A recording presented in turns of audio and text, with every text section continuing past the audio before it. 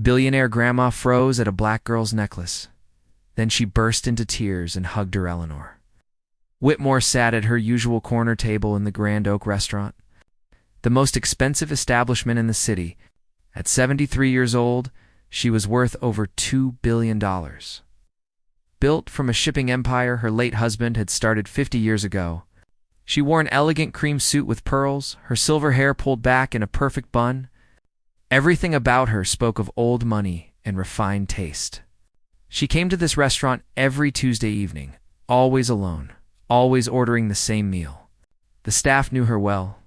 They treated her with the deference wealthy patrons expected but kept their distance. Mrs. Whitmore was polite but cold. She never smiled. She never made small talk. She simply ate her meal, left a precisely calculated tip, and departed. Tonight, like every Tuesday, she sat waiting for her food. The restaurant hummed with quiet conversation, crystal glasses clinking, soft classical music playing in the background. Then she saw her. A young black woman, perhaps 24 or 25 years old, walked toward her table carrying a tray. She wore the restaurant's server uniform, black vest, white shirt, black tie, her hair pulled back in a neat bun. There was something graceful about the way she moved, something gentle in her expression. "Good evening, Mrs. Whitmore," the young woman said with a warm smile. "I am Maya. I will be serving you tonight. Mr. Patterson had a family emergency, so I am covering his tables." Eleanor nodded curtly. She did not care about the personal lives of staff. She just wanted her meal. Maya placed a glass of water on the table, and that is when Eleanor saw it. Hanging from a delicate chain around Maya's neck was a silver crescent moon pendant. But this was not just any moon pendant. Eleanor knew this piece. She knew every curve, every tiny detail, because she had designed it herself 47 years ago. Eleanor's hand shot out and grabbed Maya's wrist, not roughly, but with sudden urgency. "Where did you get that necklace?" Eleanor demanded, her voice sharp and shaking. Maya looked startled. She glanced down at the pendant, then back at Eleanor with confusion and a touch of fear. "I am sorry, ma'am. Is something wrong? Should I not wear jewelry while working?" "I can take it off." "No," Eleanor interrupted. "Just tell me. Where did you get it?" Maya hesitated. The other diners had stopped talking and were watching now. The restaurant had gone quiet. "It was my grandmother's," Maya said softly. "She passed away 3 months ago and left it to me. It is the only thing I have from her. I wear it every day to feel close to her." Eleanor's eyes filled with tears. Actual tears streaming down her face, something no one in this restaurant had ever seen from the ice-cold billionaire widow. "What was your grandmother's name?" Eleanor whispered. Rose Johnson." "Why did you know her?" Eleanor stood up so suddenly that her chair almost fell backward. She looked at Maya's face, really looked at her for the first time. And now she could see it. The same warm brown eyes, the same gentle smile, the same graceful way of moving. "Rose," Eleanor breathed. "My Rose." Then, to the absolute shock of everyone in the restaurant, Eleanor Whitmore wrapped her arms around Maya and sobbed into her shoulder. Not delicate, polite tears. Deep, wrenching sobs that came from decades of buried grief. Maya stood frozen, unsure what to do.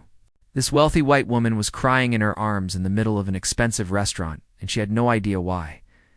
After a long moment, Eleanor pulled back. Her makeup was ruined. Her perfect composure was shattered. But for the first time in years, she looked truly alive. "Sit down," Eleanor said, her voice thick with emotion. "Please, I need to tell you something. Something I should have said 47 years ago." Maya glanced at her manager, who stood frozen behind the bar. He nodded slowly. This was clearly more important than serving food. Maya sat across from Eleanor, who took her hand. "I was 26 years old," Eleanor began. "Newly married to one of the wealthiest men in the city. We had everything. Money, status, a beautiful home. But I was miserable. My husband was cold and controlling. I was just a trophy wife, expected to smile and stay quiet." Eleanor paused, gathering herself. "Your grandmother Rose worked in our home as a housekeeper. She was the same age as me. And she was the kindest person I had ever met. While everyone else in my life treated me like property, Rose treated me like a human being. She listened when I cried. She laughed at my jokes. She made me feel seen. Maya's eyes widened.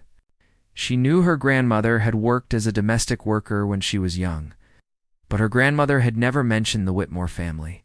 We became friends, Eleanor continued. Real friends, even though it was forbidden in those days. My husband would have been furious if he knew I talked to the help as equals. But Rose and I would spend hours together. She taught me to bake bread. I helped her practice for her GED. We shared our dreams. Eleanor touched the necklace hanging from Maya's neck. I designed this necklace and had it custom made at a jeweler downtown. The crescent moon was our symbol. We would both look at the same moon every night, no matter how far apart we were, and know the other was thinking of us.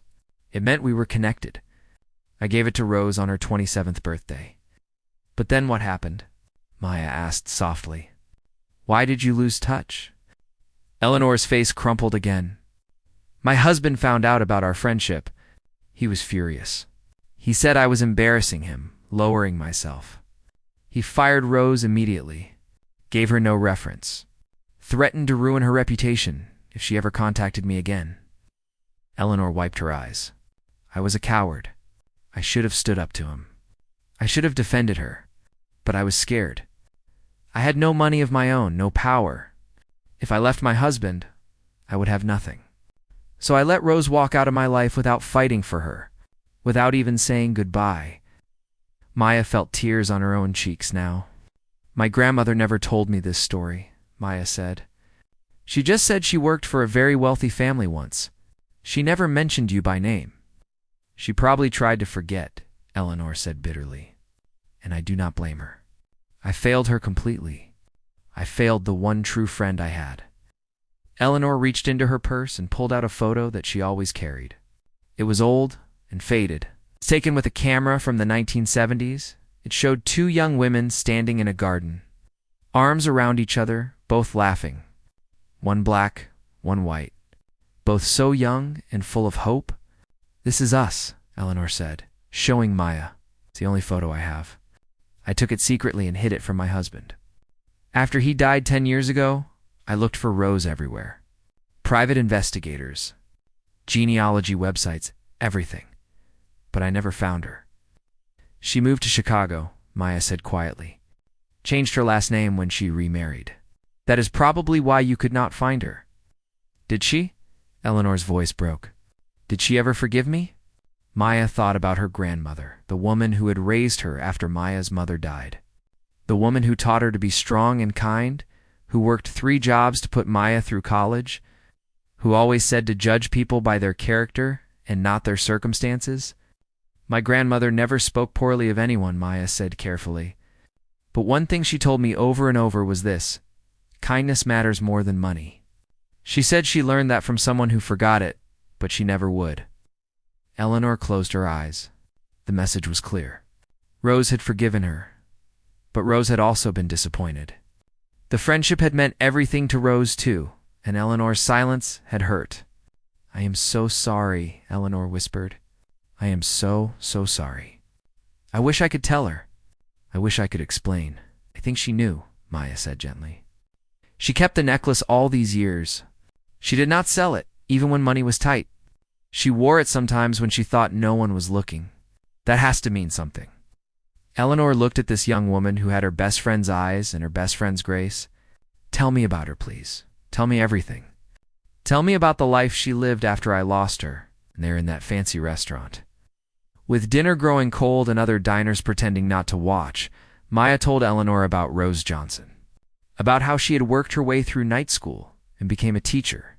About how she had married a kind man and raised 3 children.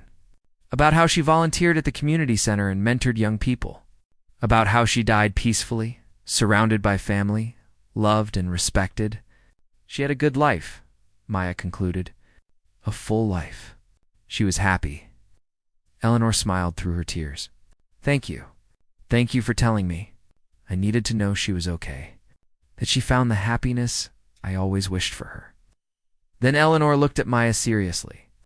I cannot change the past. I cannot fix what I broke, but I can do something now. What are you studying? What are your dreams? I am in graduate school, Maya said. Getting my PhD in education, like my grandmother.